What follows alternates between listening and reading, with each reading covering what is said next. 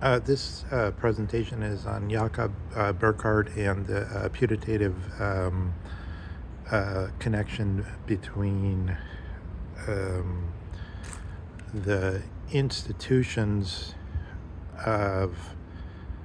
um, so-called human society, as the Davos crowd call it, or the collective West by the opposing side's view, and the institutions on one side, and on the other side, the older view, the view,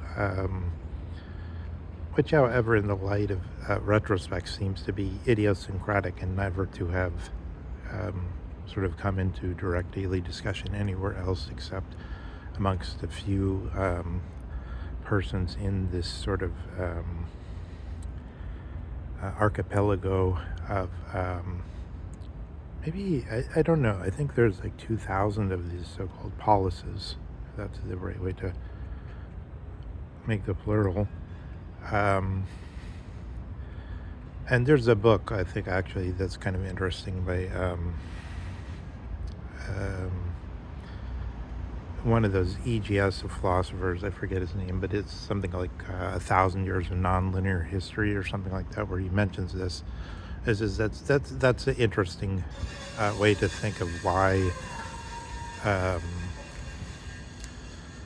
the so-called Athenian miracle happened, because there's this interpollination of a kind of symphonic keying into this comparison of all these different idioms, which were, however, similar enough that they were more like dialects, or more like something that could resonate and be heard by the other side.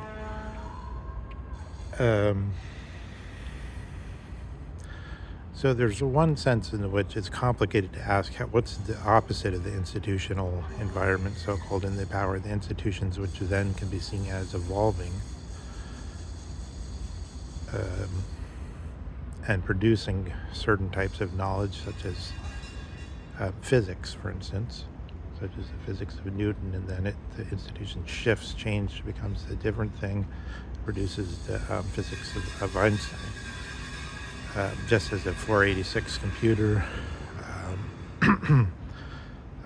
likened to that, the physics of Einstein still does what it does, but I don't want a 486 computer. I want the latest thing. I want the one that works on the Einstein's principles, because it's better. So the institutions can be seen as producing these fields of knowledge in an evolutionary way, because the Jakob Burckhardt's way of analyzing these groups as being primary entities is very compelling. And Harman Hesse's glass speed game, that's well developed, by the way. We could also make a very compelling case for some other way of this process spontaneously beginning in the so-called physis or nature. But then in the physis nature side, we have, after several sort of levels of insulation between basic physics, chemistry, biology, we nonetheless, sort of as the finial of biology itself, we have this theory of evolution, and then we could transfer that over to the different realms and apply that to institutional critique, and then see institutions as evolving. So it poses sort of a beautiful and romantic question in a way, but one that maybe one should give more than desultory attention to, so far as we can tie it to things which are, exactly cognizable, like physics, and this change from Newton's physics to the physics of Einstein and the physics of Feynman